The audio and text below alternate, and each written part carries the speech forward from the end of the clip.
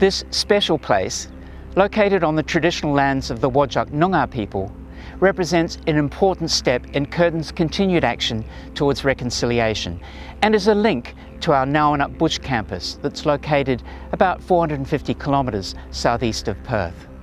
What I find particularly exciting about this project is it has come together through the collaborative ideas and efforts of students, staff and contractors, each of whom have embraced the vision for a yarning circle located at Curtin's Perth campus. Our former elder in residence, Professor Simon Forrest, along with a group of Curtin University students, first carried the vision for the yarning circle. Embracing our shared history is fundamental to genuine reconciliation. Bringing people together to explore and celebrate difference, nurture and respect, acknowledge past and present sadness, and work together for better futures.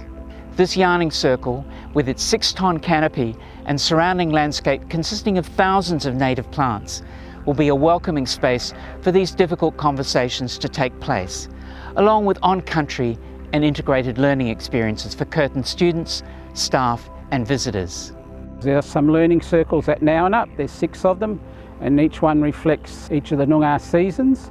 And also at the near the campsite is a campfire where students would sit down every evening and reflect on their experiences during the day. We took those students down there, architecture students, to do that, and one group came up with the idea of how can we bring those learning circles in terms of a relationship between Nowanup and Bentley campus. So the idea of the learning circle was born from these group of students. We had an idea which was something that seemed so far away, but it was something that we just discussed on paper, and seeing it in the physicality was it's really quite rewarding. Circles are a really important aspect of Aboriginal society and culture. There's an unbroken line in terms of people sitting around a circle and communicating with one another, and in a formal way we can utilise that circle idea in this as a teaching place, a place of learning, a place of knowledge. So classes, whether it be about Aboriginal society and culture or whether it be architecture or chemistry, doing those sort of subjects that are outside Aboriginal society and culture, but coming here and experiencing that in an Aboriginal space, touching, feeling, smelling, tasting the land. So it can be used in that formal sense, but I would also see that this could be utilised in an informal way where people can come down, have lunch, sit around and use it as a yarning place. Collaborating with UDLA, the landscape architects who did the final design for this yarning circle, was an invaluable experience to us as a team.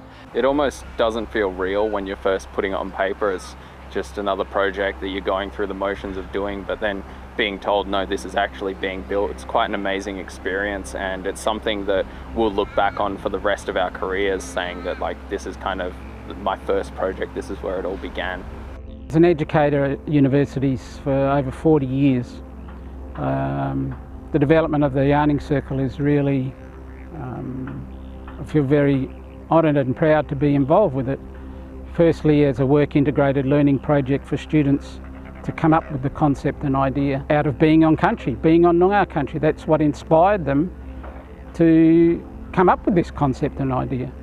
So it's fantastic, but particularly as an educator, the university taking on board an Aboriginal learning space and integrating that into the curriculum within the university, I think is a fantastic idea, and I'm really honoured and proud to be involved. In terms of a legacy, I would hope maybe part of my legacy at this university is this learning space.